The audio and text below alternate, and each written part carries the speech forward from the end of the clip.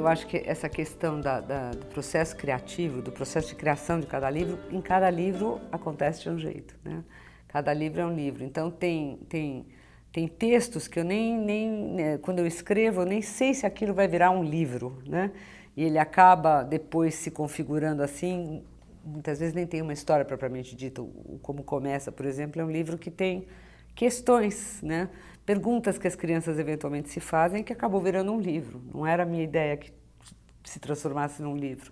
Então o processo criativo realmente é muito particular em cada texto, não vou dizer nem em cada livro. Como Começa, no caso, foi um textinho que saiu no suplemento da Folha de São Paulo, saiu na folhinha, alguém viu, achou interessante e tal, e acabou virando um livro. Era um poema, ilustrado pela Rosinha, pela Elma, virou um livro que faz né, que se comunica muito bem com as crianças. Então, esse é um caso que eu não tinha sequer pensado no texto como um livro. Existem histórias que sim, eu já escrevo pensando naquilo num formato apropriado para habitar num livro. Mas nem sempre eu penso na ilustração, ou vejo uma imagem junto com a história. E muitas vezes a história vai para o editor, que vai depois me sugerir este ou aquele ilustrador. E normalmente, quer dizer, se é uma história que pende para o humor, a gente meio que já, quando você começa a publicar e conhece os profissionais, você sabe quem que vai conseguir fazer aquela narrativa pular do papel, né, com imagens que vão intensificar esse humor, vão ampliar a história, vão dar mais sabor ainda. Se é um texto poético, você também sabe quem vai ser o ilustrador. Então, cada texto, mesmo que eu não pense as imagens, pelo texto em si, ele vai puxar este ou aquele ilustrador que tem um traço que conversa, que casa com aquele texto, né? Um texto mais poético, um texto mais bem-humorado. Agora, de fato, na prática, o que melhor funciona, o livro fica mais redondo, mais... redondo mesmo é a palavra, é quando você trabalha junto com o ilustrador, né?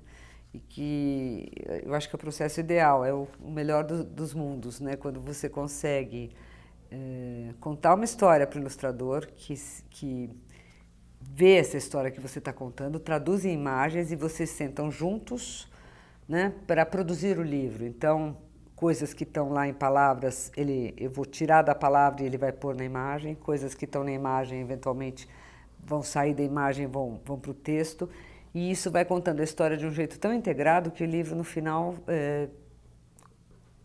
ele fica absolutamente impecável, porque realmente é o caso em que as palavras e as imagens vão se casando para contar uma história de um jeito que só poderia ser aquele, né? Então, eu costumo dizer que eu tenho muita inveja do autor que consegue escrever e desenhar, ou enfim, contar, fazer a sua narrativa com imagens e com palavras, ter essa habilidade, né? Eu não tenho, infelizmente, esse talento. Então, nem para imaginar a imagem, né? Então, só consigo imaginar a história e sempre me surpreendo com as imagens que vêm depois. Mas quando o processo criativo de autor e ilustrador acontece junto, no caso, quando eu não sou uma única pessoa, eu dependo do outro, o livro, em geral, fica muito mais bonito. Assim, não é nem bonita a palavra, fica muito mais bem acabado, né? Redondinho. Eu tenho um dos meus primeiros livros, que é com a personagem que é uma bruxinha, que se chama Creusa, essa questão da minha inabilidade de criar imagens se expressou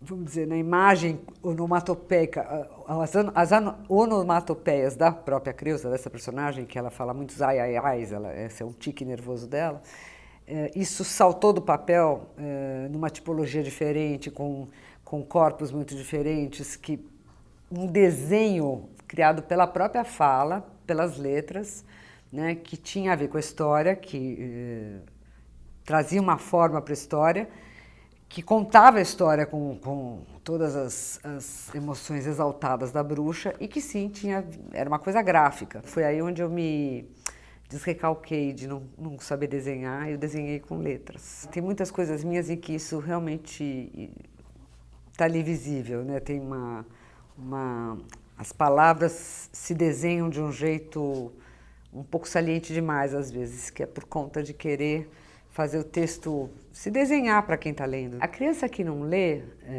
e que ela pode ter um livro-álbum só com imagens, né? Eu não tenho nenhum livro-álbum, até tem um que está prestes a sair, mas ainda não está publicado. Mas, que uma ilustradora desenhou e eu fiz um roteiro. Mas a criança que pega um livro-álbum e vai seguir por essa narrativa visual sem palavras, ela vai entrar, ela tem capacidade de decifrar as imagens que estão ali com o aparelho que ela tem. Mesmo sem saber ler, ela vai ler as imagens e vai construir uma história no imaginário dela. Agora, sim, eu acho que para a criança pequena, a literatura infantil, o objeto, o livro todo, é muito importante para contar a história. Então, não é só a ilustração e só o texto. A tipologia, o tamanho do corpo, né? Se você usa uma letra, o desenho da letra, né? A tipologia nesse sentido. O próprio formato do livro, que quando a gente fala em projeto gráfico, né? Se você lembrar de um livro clássico, livro inclinado, né? Peter Newell, acho que é o nome do autor. A história conta a moça que está carregando um bebê com o carrinho, numa ladeira ela perde o carrinho, solta o carrinho vai descendo ladeira abaixo, página após página, e vai sendo a aventura desse bebê que vai passando pela rua, enfim, até chegar no fim do livro. Então, o formato do livro inclinado está contando essa história para a criança junto, né? Ele é uma ladeira. Então, o projeto gráfico, ele conta o livro, ele conta a história, ele faz parte disso. Para uma criança pequena, não só, tem livros adultos que o projeto gráfico também... Sempre o projeto gráfico é importantíssimo, mas eu acho que para a criança não leitora ainda, o formato do livro vai contar muito dessa história também. Então, é ilustração, é texto e todo o projeto gráfico que envolve esse livro.